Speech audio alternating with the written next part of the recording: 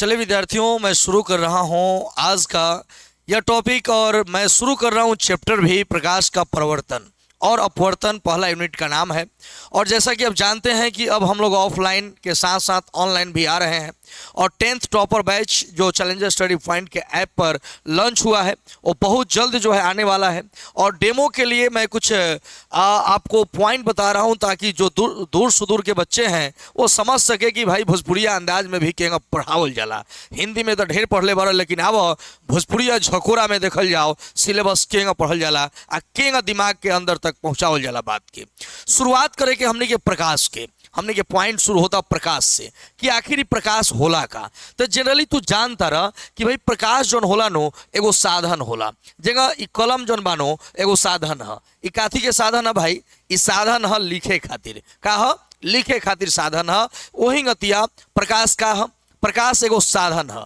प्रकाश ऐसा साधन है जाना से हमनी के कोनो वस्तु के देख पावे निसन। माने प्रकाश वह साधन है जिसके द्वारा हम किसी वस्तु को देख पाते हैं।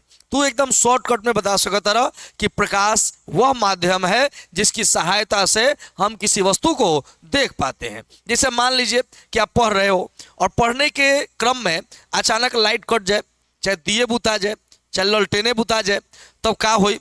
अन्हार हो जाई। तो अन्हार हो जाए तो तू देख पैब? तू कुछो ना देख पैब, तर लौकबे ना करी। ते भाई लौकी ना तो तुरंते कोनो लड़का का करी कि फ्लैश संग टिप दी। तो फ्लैशवा टिपी तो हमें से लाइट निकली नो। तो लाइटवा निकली तब पता लगे कि फलानवा होने बैठल बा, चिलनवा होने बैठल बा, ललनवा होने बैठल बा। माने प्रकाश के द्वारा ही लौकता। जब तक लाइट ना रहला तब तक कहाँ लौकल है? तो हमने ये कह सकते हैं ऐसा ना कि प्रकाश साधन है जना से हमने के कोनो वस्तु के देख सकता नहीं सन। माने प्रकाश वह साधन है जिसके द्वारा हम किसी वस्तु को देख पाते हैं।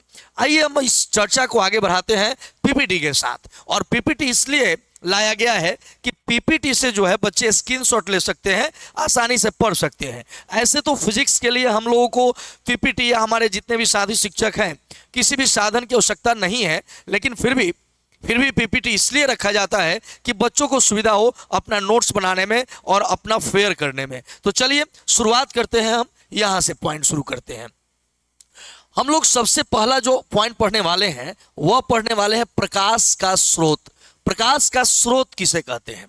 तो भाई प्रकाश का स्रोत क्या है? जैसे मान लीजिए कि आपके घर में आमदनी आता है, कुछ पैसे आते हैं, तो हो सकता है कि आपके पिताजी खेती गृहस्थी करते होंगे, हो सकता है कि किसी कंपनी में जॉब करते होंगे, हो सकता है कि आपके पिताजी आप शिक्षक होंगे। तो देखिए अगर आपके पिताजी शिक्षक हैं तो आमदनी का स्रोत क्या है? शिक्षण कला है। शिक्षण माने पढ़ा कर वो आमदनी प्राप्त कर रहे हैं, तो शिक्षण जो हुआ उनका क्या हुआ? स्रोत हो गया। उसी तरह से हम फसल जो भी है वह खेत से प्राप्त करते हैं, तो फसल का स्रोत क्या हो गया? खेत हो गया। उसी तरह से मान लीजिए कि मैं आपको जो है पढ़ा रहा हूं किसके माध्यम से? ऐप के माध्यम से। तो ऐप आपका क्या हुआ? स्रोत हुआ। उसी तरह से प्रकाश का स्रोत मतलब क्या? कि जिस वस्तु से प्रकाश निकलता है, जिस वस्तु से प्रकाश निकलता है या उत्सर्जित होता है उसे हम प्रकाश का स्रोत कहते हैं। जिस वस्तु से प्रकाश निकलता है, जैसे देख पाते हैं वह वस्तु जहां से प्रकाश निकलता है, क्या है भाई? कि वह वस्तु जहां से प्रकाश निकलता है या उत्सर्जित होता है उसे प्रकाश का स्रोत कहते हैं। जिस वस्तु से प्रकाश निकलता है या उत्सर्जित माने निकलना। निकलना मतलब तो निकलना होता ही है ना। तो जैसे मान लीजिए कि ऐसे समझ लो कि एक डब्बा है और एक डब्बा में स्पंज रखा गया है। तो स्पंज इसे निकालोगे तो स्पंज जो है निकाले आप कहां से? निकाले डब्बा से। तो डब्बा क्या हो गया? स्रोत हो गया। क्या हो गया भाई? स्रोत हो गया। उसी प्रकार से अब देखिए मान लीजिए कि आप पॉकेट से जो है चॉकलेट निकाल रहे हैं, तो चॉकलेट निकाल रहे हैं वो पॉकेट में है और पॉकेट से बाहर निकाल रहे हैं, तो पॉकेट आपका स्रोत हो गया। लेकिन एक स्रोत ऐसा भी होता है जिससे कुछ प्राप्त किया जाता है। जैसे चीनी है तो ईंख से प्राप्त किया जाता है, तो चीनी का स्रोत क्या हो गया? ईंख हो गया। क्या हुआ बच्चों? ईंख हो गया। उसी प्रकार से कह रहे हैं कि जिस वस्तु से प्रकाश निकलता है या उत्सर्जित होता है उस वस्तु को हम क्या बोलते हैं बच्चों? उस वस्तु को बोलते हैं स्रोत, बोलते हैं प्रकाश का स्रोत बोलते हैं। या फिर हम ऐसे कह सकते हैं, यहां लिखा गया है कि जिस वस्तु से प्रकाश, वह वस्तु जहां से प्रकाश निकलती है या उत्सर्जित होती है उसे प्रकाश स्रोत कहते हैं। और जैसे कि जलता हुआ बल्ब हो गया, बल्ब जोड़ेला तो में से क्या फेंकेला? मुर्गा है का फेंकेला भाइयों में से किरासन तेल फेंके लगी। अरे बॉल जड़ी तो उसमें से प्रकाश निकले, तब प्रकाश निकली तब विद्युत बल्ब का हो गए, जलता हुआ बल्ब का हो गए भाई, तो इस स्रोत हो गए। वहीं जलता हुआ मोमबत्ती का हो गए, स्रोत हो गए। सूरज का हो गए, स्रोत हो गए। लालटेन, जलता हुआ लालटेन क्या हो गया, स्रोत हो गया। किसका स्रोत, प्रकाश का स्रोत हो गया। तो आशा करता हूं कि प्रकाश का स्रोत आपने समझ लिया होगा। तो चलो बच्चों, इसको आप स्क्रीनशॉट भी ले सकते हो। और चलिए अगले पॉइंट की ओर चलते हैं। अगला पॉइंट क्या है, तो बच्चों आपके सामने आता है कि देखो भाई, स्रोत तो हमें समझ में आ गया, लेकिन स्रोत दो प्रकार का होता है। कितने प्रकार का, स्रोत दो प्रकार का होता है। एक होता है प्रदीप्त और दूसरा होता है अप्रदीप्त। क्या होता है, एक होता है प्रदीप्त और दूसरा होता है अप्रदीप्त वस्तु। माने वस्तु दो प्रकार का, एक प्रदीप्त वस्तु और दूसरा अप्रदीप्त वस्तु। प्र माने प्रकाश और द माने देता। तो जौन प्रकाश देता ओकर नाम होगा प्रदीप्त, जौन प्रकाश देता ओकर नाम का हो गए, प्रदीप्त हो गए। वहीं अ माने होला ना, प्र माने प्रकाश, द माने देता। जौन प्रकाश नइखे देत ओकर नाम का हो अप्रदीप्त। मतलब जिस वस्तु से स्वतः प्रकाश उत्सर्जित होता है, जिस वस्तु से प्रकाश स्वतः निकलता है, उसे प्रदीप्त वस्तु कहते हैं। जैसे बताओ तो, कौना से अपने से निकले, लकड़ी से निकली, मर्दे भाग झूठ बोलता रहा, लकड़ी से ना निकली। प्रकाश निकली गाधी से, सूरज से निकली। तो सूरज से अपने से प्रकाश निकला था तो का भल प्रदीप्त हो गई। अब देखा, अब बात करते नहीं कि जलता हुआ मोमबत्ती, तो जलता हुआ मोमबत्ती से प्रकाश निकला था, प्रदीप्त हो गई। जलता हुआ लालटेन, प्रकाश निकला था, प्रदीप्त हो गई। लेकिन अगर हम बात कहीं चंद्रमा, तो भाई देखा, चंद्रमा में आपन प्रकाश ना होला। चंद्रमा जो मानो सूर्य के प्रकाश से प्रकाशित होला, सूर्य के प्रकाश चंद्रमा पर आवेला, वो प्रकाश रिफ्लेक्ट होके पृथ्वी पर आवेला। तो हमनी के बुझाला नो कि चंद्रमा से प्रकाश आवता, लेकिन वास्तव में चंद्रमा से प्रकाश ना निकलेला। ऐसे चंद्रमा जो होई नो अप्रदीप्त होई। तारा देख लो, तो तारा से प्रकाश निकलेला, तो तारा से जब प्रकाश निकलेला तो प्रदीप्त हो गई। तो मतलब जिस वस्तु से प्रकाश स्वतः उत्सर्जित होता है उसे प्रदीप्त वस्तु कहते हैं, और जिस वस्तु से प्रकाश स्वतः उत्सर्जित नहीं होता है उसे हम अप्रदीप्त वस्तु कहते हैं। वही बात यहां बउआ लिखा गया है। क्या है, आत्मदीप्त पदार्थ। अब देखो, आत्मदीप्त है या फिर आत्मदीप्त या प्रदीप्त, दोनों चीज एक ही है। इसमें जो है डिफरेंस नहीं है कि भाई ये प्रदीप्त है और यह क्या है, आत्मदीप्त है। प्रदीप्त और आत्मदीप्त एक ही बात है। क्या लिखा है, ऐसा पदार्थ जो स्वयं प्रकाश का उत्सर्जन करता है आत्मदीप्त पदार्थ कहलाता है। माने जो इस पदार्थ से प्रकाश स्वतः निकलता है उसको आत्मदीप्त या प्रदीप्त कहा जाता है। क्या कहते हैं, आत्मदीप्त या प्रदीप्त कहा जाता है। लिखा हुआ है कि भाई आत्मदीप्त कैसा पदार्थ होता है, जिससे प्रकाश जो है वह स्वतः उत्सर्जित होता है, तो उसको बोलते हैं आत्मदीप्त या प्रदीप्त कहते हैं। जैसे में सूर्य हो गया, तारा हो गया, जुगनू हो गया, इत्यादि हो गया। क्लियर है, तो इसमें कोई दिक्कत है, जिससे प्रकाश स्वतः उत्सर्जित होता है उसका नाम है प्रदीप्त या आत्मदीप्त वस्तु। अब चलिए अगले पॉइंट की ओर चलते हैं।